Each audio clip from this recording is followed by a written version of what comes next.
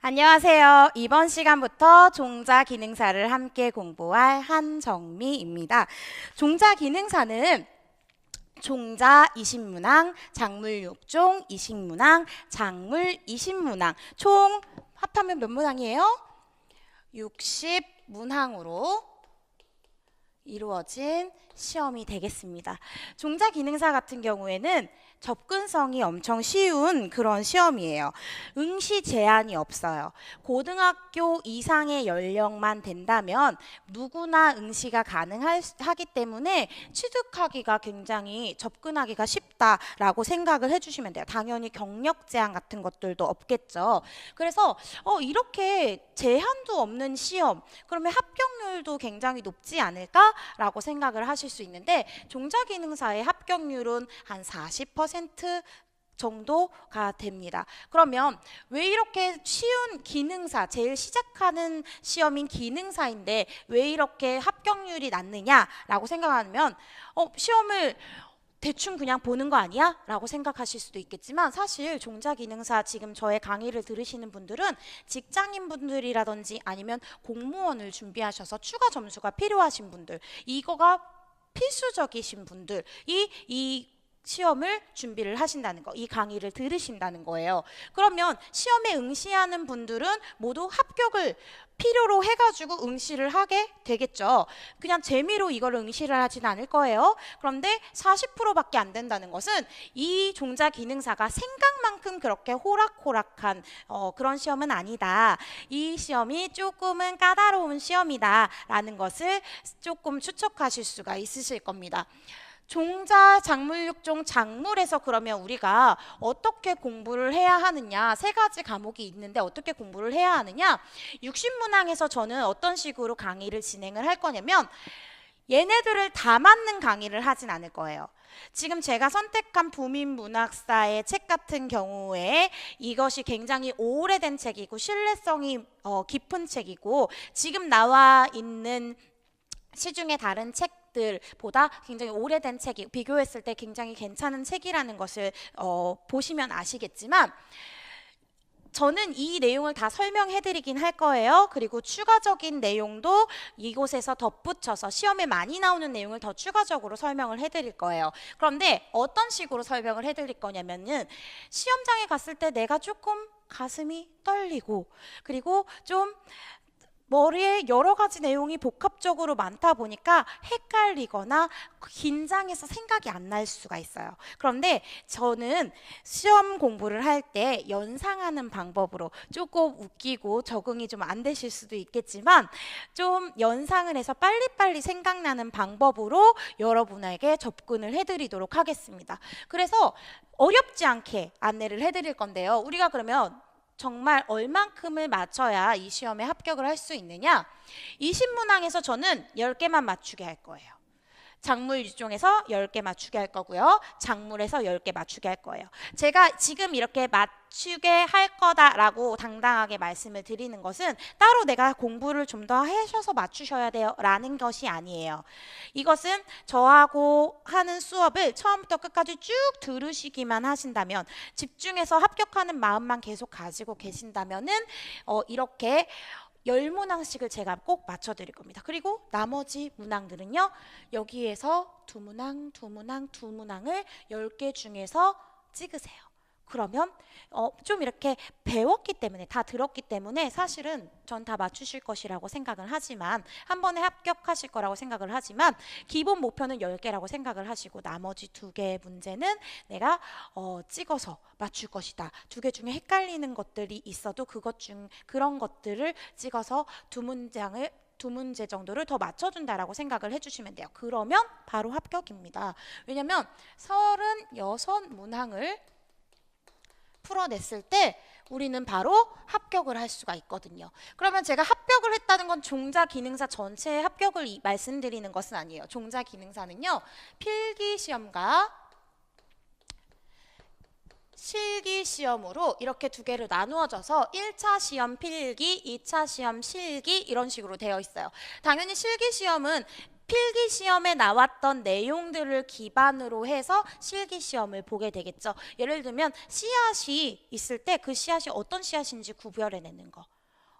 그리고 요 책 앞에 보면 책 부분에 보면은 컬러로 되어 있어가지고 식물에 생기는 어떤 병들 이런 것들이 그림으로 나와 있는데 그 병이 무슨 병인지 써보는 거, 그런 거를 딱 사진을 보고 오른쪽에다 그 병은 이 병이야 뭐 이렇게 쓰는 것이 그게 두 번째 실기예요. 그러니까 필기가 잘 돼 있는 분들은 실기 하기는 굉장히 쉽게 된다는 거죠. 그래서 1차 필기만 우리가 좀 집중해서 공부를 해보자, 그래야지 2차 실기도 더 잘할 수 있다라고 말씀을 드리는 겁니다. 그러면 내용이 지금 적다 보니까 정말 중요한 내용이 다 들어있어요. 그래서 생각보다 좀 다 익히기가 쉽지가 않구나, 붙기가 쉽지가 않구나 라고 생각을 하거든요. 하지만 문제 자체는 그다지 까다롭게 나오지는 않습니다. 정말 기본적인 것을 묻고 있기 때문에 까다롭게 나오지는 않는다는 거. 그래서 강의 속에서 제가 설명을 드리고 어떻게 문제가 나오는지 그것을 접목시키는 게 중요해요. 내용하는 것이 중요한 것이 아니라 그 강의의 내용을 들었을 때 이게 문제가 어떻게 나올 것인지를 생각하는 거, 그것을 아는 것이 훨씬 중요합니다. 그래서 제가 이곳에서 내용을 배우고 중간중간에 차트에 내용 순서, 책의 순서에 맞춰서 모든 문제를 풀어드리는 게 아니고 앞에 부분 내용을 배우고 문제풀이 조금 하고 또 중간 부분 배우고 문제풀이 하고 이렇게 파트 나눠서 문제풀이를 계속적으로 진행해서 문제 적응력을 높여드릴 거예요. 우리가 이제 20문항 이렇게 배우게 되면은요, 차근차근 듣기만 해도 합격이 되는 그런 것을 느끼실 수가 있는데, 종자에서 이제 어떤 거를 배우는지 한번 봐보도록 할게요. 종자에서는 이곳에서 뭘 같이 배우게 되냐면 생산할 때 필요한 법규를 같이 배우게 됩니다. 종자의 생산에 관련한 법규를 배우게 돼요. 작물 육종은요, 육종은 뭐냐면 종자를 육성해낸다 라는 것이 바로 작물 육종이에요. 그러면 작물을 재배해 가지고 수확하기 위해서는 당연히 작물이 육종이 되었었어야 되죠. 병충해에 강하다던가 혹은 수량이 많이 난다던가 아니면 햇빛이 적거나 토양의 질이 안 좋아도 잘 자란다거나 그러한 강한 육종, 내실이 강한 육종, 그런 육종들이 있었을 경우에 걔를 갖다 심어야 내가 더 많은 이득을 취할 수가 있겠죠. 그런 내용을 우리가 작물 육종에서 배우도록 하면서 수확량이 많아지고 수익이 많아지는 그런 것들도 함께 배우도록 할 거고요. 마지막 작물에서는 무엇을 배울 거냐면, 그래 그러면 그런 것들 종자를 육종을 했어. 그러면 그 작물을 어떻게 재배할 건데 작물 재배하는 방법에 대해서 배울 거예요. 근데 재배를 할 때 내가 가지고 있는 토양의 토질이 어떤지, 환경이 어떤지, 바람이 얼마나 부는지, 비가 얼마나 내리는지, 그거에 따라서 내가 어떤 작물을 심었을 때 가장 큰 수익을 얻게 될 것인가, 이런 것도 생각을 해야 되겠죠. 그래서 내가 이번 해에는 어떤 작물을 심어서 수익을 낼 것인가 생각하는 것을 작물 재배 쪽에서 또 배우게 될 것입니다. 그러면 이 종자기능사가 현재 엄청나게 많은 사람들이 이 종자기능사 자격증을 따려고 준비를 하고 있어요. 예전보다 종자기능사를 따려고 하는 사람들의 숫자가 많이 늘어났습니다. 그런데 이것이 이렇게 많이 늘어난 이유가 국가에서 이 국가 자격증을 일단 만들어 놓은 거죠. 국가에서 이 자격증을 필요로 하는 그러한 자리 같은 것들을 많이 만들어 놨어요.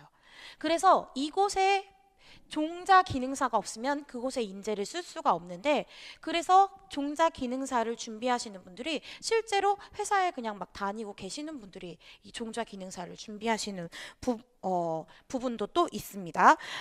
일단 농업에 부응을 하기 위해서 종자 기능사를 만들었겠죠. 그리고 생산성 증대를 위해서, 그리고 작물 육종하고 이거 보급하기 위해서, 그런데 사람이 필요하니까 그 기능사를 만들어서 그런 인재를 갖다 쓰기 위해서 기능사 시험을 만들었을 거예요. 전문 지식이 있는 사람들이 필요하니까. 그래서 최근에 어떤 것을 했었냐면은 GSP라는 것을 우리나라에서 이런 프로젝트를 하기 시작했어요. 이게 뭐냐면 골든 시드 프로젝트라고 해서 농림축산부, 식품부, 해양수산부, 농촌진흥청, 산림청 이런 곳에서 공동의 국가 프로젝트, 공동의 국가 연구 개발을 하는 곳을 만들어낸 거예요. 우리나라가 예전에 힘들었을 때 막 IMF 이럴 때 들어보신 분들도 계실 거예요. 그때 우리나라 종자, 외국에서 좀 좋아할 만한 것들을 갖다가 팔아야 되는데 돈이 없으니까 팔아야 되는데 그때 당시에 우리나라 종자를 좀 많이 갖다 팔았습니다. 그래서 종자를 갖다가 팔다 보니까 우리가 고추라든지 이런 것들을 하나 먹을 때마다 바깥에다가 개런티를 갖다가 내야 되는 거예요. 그런데 이 개런티를 내는 것들이 적은 돈이 아니라는 것을 국가에서 실감을 한 거죠. 그래서 이런 돈을 좀 절감해 보자라고 생각을 하면서 나라에서 어느 정도까지 이제 투자를 하기 시작했냐면요. 연구 개발에 4,911억, 10억, 20억이 아니에요. 4,911억을 갖다가 연구개발에 투자를 합니다. 근데 이 연구개발 투자를 했을 때 몇 개의 프로젝트를 한꺼번에 진행을 좀 했었냐면은 225개의 프로젝트를 진행했어요. 그러면 한 프로젝트에 한 명이 있었다고 해도 225명인 거예요. 근데 한 프로젝트에 한 명이 있다는 건 말이 안 되죠. 근데 이 프로젝트를 했던 거는 수입하는 것을 줄이고 국내 종자 자금률을 높여서 바깥에다 개런티 내는 거를 좀 줄여보자 라는 그런 마음에서 이거를 했었던 건데 현재 뭐 버섯이라든지 장미라든지 국화라든지 이런 데서 로열티를 줄이는데 굉장히 외국 종자를 갖다 쓰지 않고 우리나라 종자 개발을 해가지고 썼기 때문에 굉장히 부담을 줄이는데 효과를 보고 이런 종자를 갖다가 또 외국에 수출을 했어요. 그래서 한 4천만 원 정도 이득을 봤어요. 그러니까 와, 이 종자 한번 개발해 놓으면 매년 굉장히 나라 국익에 도움이 되겠구나라는 생각이 나라에서 들었던 거죠. 그래서 우리나라에서 먹는 채소류가 대부분이 외국에서 가져온 채소류들이 많아요. 외국에서 가져온 종자료가 많습니다.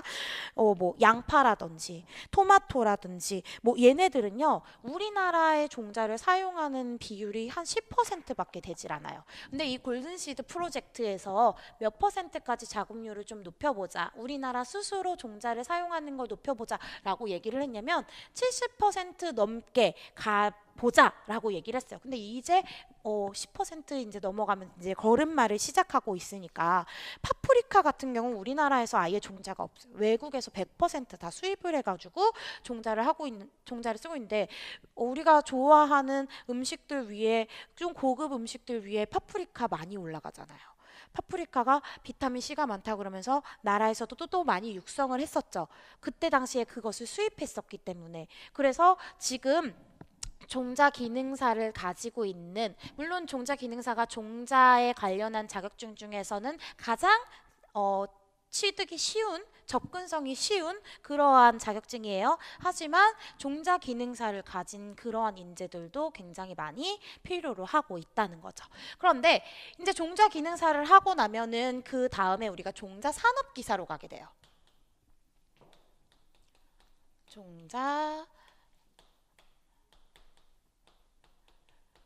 그리고 종자산업기사에서 종자기사. 그 다음에 기술사도 있지만 그거는 10년 정도 일을 하고 난 다음에야 취득이 될 수가 있는 거니까 그것을 빼고 이렇게 이야기를 하면은 종자산업기사 같은 경우에는 4과목으로 되어 있어요. 그런데 여기 아까 종자에 생산하는 거와 생산 법규 같은 것들이 2개로 분리가 됩니다. 산업기사에서는. 그래서 여기는 생산학, 그리고 보호학, 그리고 여기 작물 재배했었던 재배학, 그 다음에 마지막으로 육종학, 이렇게 4과목이 종자산업기사에 들어가게 되고요. 종자기사에서는요, 아까 생산학에 같이 법규가 들어가 있었죠. 그 생산학이랑 법규가 또 한 번 분화가 돼요. 그래서 생산학, 그리고 보호학, 그 다음 재배학, 작물 재배학, 그다음 육종학, 그다음에 분리됐던 작물, 법규, 종자 법규에 관련한 내용 5과목으로 들어가고 여긴 4과목, 여기는 3과목 이런 식으로 진행이 돼서 시험을 계속 보시면 되겠습니다. 그러면 우리가 진짜로 우리가 그 시험을 준비를 할 때 어떤 문제를 만나게 될 건지 한번 살펴보도록 할게요. 지금 종자 6종 뭐 요 부분이 많이 나오니까 6종 부분과 한번 볼까요? 그러면 127페이지 한번 가보겠습니다. 페이지 127페이지. 그러면 여기 보면은 종자를 생산하기 위해서 종자를 걷어들이는 종자 체종에 관한 이야기가 있어요. 그런데 종자 체종에 관한 이야기 보면은 가로 1번의 잡종 강세 넘겨서 가로 2번의 웅성불임, 가로 3번의 자가 불합성, 가로 4번의 인공교배라는 게 나와 있습니다. 그럼 얘네들이 각각의 어떤 것을 뜻하는 것인지 우리는 알아야 되겠죠. 그런데 문제에서는 또 어떤 식으로 문제가 나오는지 여기 관련한 문제 한번 보도록 할게요.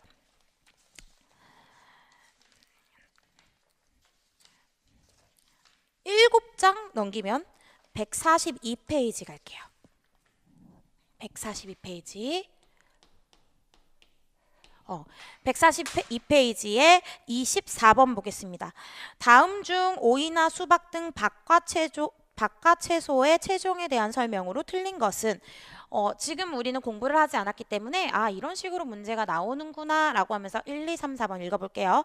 웅성불임성을 이용하여 쉽게 체종한다. 꽃피기 전날 암꽃과 숫꽃을 봉지를 씌운다. 오전 9시 경까지는 봉지를 벗기고 인공가루 발화를 시킨다. 교배 후 다시 봉지를 씌우고 표차를 단다 라고 되어 있죠. 그러면 우리가 아까 그 4가지 체종하는 방법 배웠었잖아요. 그런데 그 체종 방법만 알으면 되는 게 아니고 그 안에 어떠한 작물들, 어떠한 종자들이 들어가 있는지도 또 우리가 알아야지 이 문제를 풀 수 있겠구나 라는 것을 보시면 알겠습니다. 오른쪽에 작은 글씨로 이제 나와 있기 때문에 팁이 딱 나와 있죠. 수박, 오이, 호박, 참외와 같은 바깥채소의 체종에는 인공교배가 이용되고 있다. 그러면 인공교배로 체종을 해야 되니까 1번이 답이 되겠네요. 웅성불임이 아니니까요. 그러면은 웅성불임 작물이 나왔을 때는 다른 것을 또 불러줄 수가 있어야 되겠죠.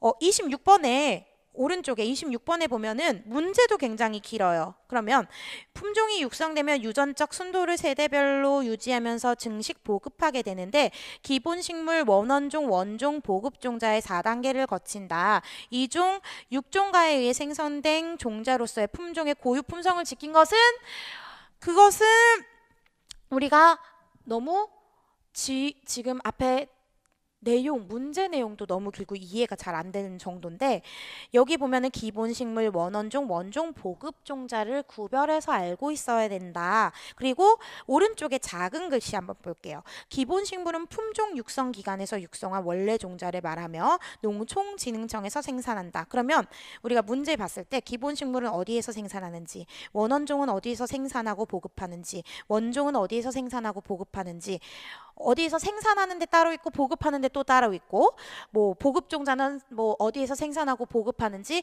이런 것들을 또 우리가 구별해서 알아야 여기 있는 문항들을 다 10개 정도를 풀어낼 수가 있겠구나 라고 생각을 하시면 돼요. 지금 제가 읽어드린 2개 문제는 되게 자주 나오는 문제들입니다. 그 아래에 있는 문제도 똑같은 문제인데 조금 짧으니까 한번 볼게요. 다음 중 벼의 최종 단계 중 포장 검사와 종자 검사를 하지 않는 단계는?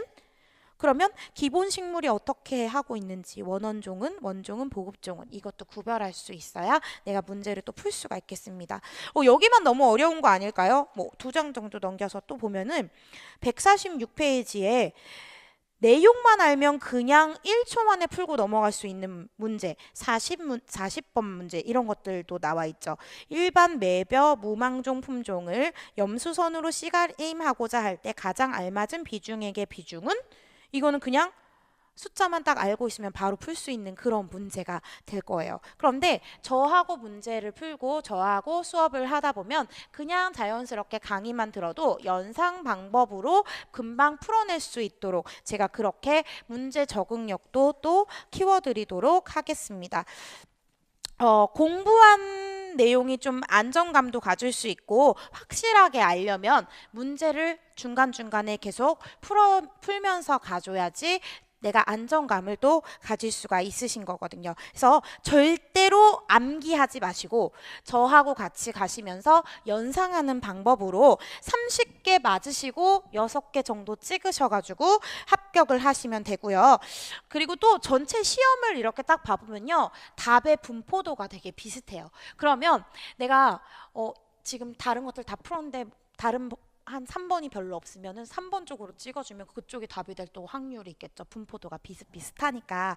그래서 이거를 종자 기능사를 준비하는 것은 우리가 합격이니까 합격을 목표로 이거 100점을 목표로 이 내용 내가 마스터를 목표로 하는 게 아니고 합격을 목표로 우리가 함께 달리도록 하겠고요. 30문항을 맞던 60문항을 이 책을 다 외워가지고 60문항을 다 맞던 이 필기시험의 점수는 실기시험에 전혀 영향을 주지 않는다는 거. 실기시험에 전혀 영향을 주지 않고 내가 60문항을 다 맞고 실기시험에 갔어도 실기시험은 또 다시 처음부터인 거예요. 36문항으로 까딱 하면은 떨어질 뻔하게 이렇게 깔딱하게 딱 합격하는 게 제일 최적화된 단기간에 제일 잘 합격한 방법이에요. 이렇게 합격을 하더라도 실기에는 전혀 영향을 주지 않는다는 거. 그러니까 우리는 필기시험을 최단기에 빠르게 합격하는 것을 목표로 저하고 함께 공부를 해보도록 하겠습니다. 질문사항 같은 것들이 있으셨을 때 올리시면은 성실하게 홈페이지에 올리시면 성실하게 제가 바로바로 답변을 드리도록 할 거고요. 그 답변이 좀 부족하시면 또 제가 수업 중에 메일을 가르쳐 드릴 거예요. 그러면 메일로 또 그 답변을 좀 더 빨리 받아보고 싶으시다 하면은 메일로 저한테 질문을 주시면 제가 또 거기에서 빠르게 답변을 또 드리도록 하겠습니다. 중간에 보면은 단어 같은 것들이 되게 많이 나와요. 뭐 상토라든지 뭐 화라든지 뭐 이런 애들이 나오는데 저는 이런 가벼운 단어들 다 설명해 드립니다. 상토는 뭐예요? 상질의 토양이에요. 좋은 토양이에요. 그러면 이 상질의 토양은 내가 방금 심은 작은 애들, 작은 새싹들이 있는 곳에다가 상토를 놓으면 좋겠죠. 그래서 얘네들을 어디에다가 많이 놓냐면 모판에 놔요. 모판은 뭐냐? 그러면 모판이 그 작은 새싹들을 심는 판이구나. 그러면 우리가 모도 또 알아야 되겠죠. 이 모는 바로 뭐냐면은 벼의 새싹입니다. 벼의 새싹 어린 식물을 갖다가 심는데 거기에다가 상토를 같이 넣어 올려가지고 심는구나 라고 생각을 해주시면 돼요. 너무 쉽죠. 그러면 이 벼의 새싹을 가지고 상토 모판 올리면 모두 알았죠. 그래서 우리가 벼의 새싹만 얘기하는 것이 아니라 사실은 여기에 작은 어린 종자 같은 애들도 들어가요. 그러면 어린 종자들이 모에 들어가니까 얘네들을 갖다가 우리는 모종, 모종 이런 말도 사용을 하고요. 또 묘목 이렇게 사용을 하기도 하죠. 그런데 벼의 새싹을 갖다가 우리가 나중에 뭐 하게 되냐면 육묘하게 됩니다. 육묘. 그럼 육묘는 뭐냐? 육성하는 거예요. 작은 그러한 어린 식물체들을 육성시키는 걸 육묘라고 합니다. 육종은 종자를 육종하는 거, 종자를 육성하는 거. 여기는 작은 묘목 같은 그런 어린 식물체들을 육성하는 걸 육묘라고 해요. 화도 굉장히 많이 나오는 데인데 화 같은 경우에는 어떤 식으로 이용이 되냐면은 화는 자라서 꽃이 될 꽃눈이에요. 자라서 꽃이 될 꽃눈인데 그러면 아직 꽃이 되진 않았어요. 아직 그냥 꽃이 될 꽃눈의 상태예요. 그런데 화에서 어떤 말이 많이 나오냐면 화유도라는 말이 많이 나와요. 그리고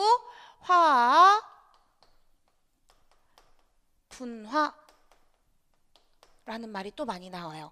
화유도는 뭐냐면 얘네가 자라서 꽃이 될 건데, 화가 자라서 꽃이 될 꽃눈인데, 이 꽃눈이 생기게 환경을 조성을 해주는 거예요. 환경을 조성해서 얘가 꽃눈이 생기면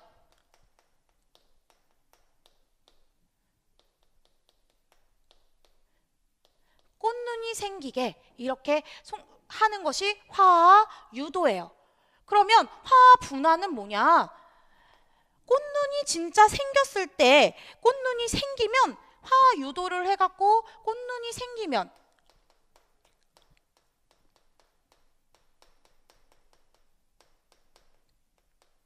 화학 분화가 되었다라고 이야기를 합니다.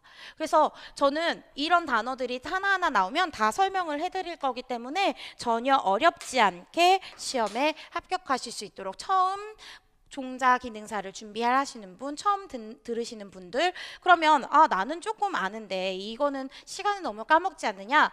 제가 이런 거를 설명하는데 1초 정도밖에 걸리지 않아요. 문제를 읽으면서 화하는 꽃이 될 꽃눈이죠 하고 넘어가는 거예요. 근데 꽃이 될 꽃눈이죠를 모든 문제마다 계속 들으니까 화에 대해서 내가 나중에는 내가 원래 알았던 단어인 양 시험에 봤을 때 이거 뭐지? 라고 생각하지 않고 당연히 알았던 것처럼 그렇게 시험을 접할 수 있게 제가 만들어 드릴 겁니다.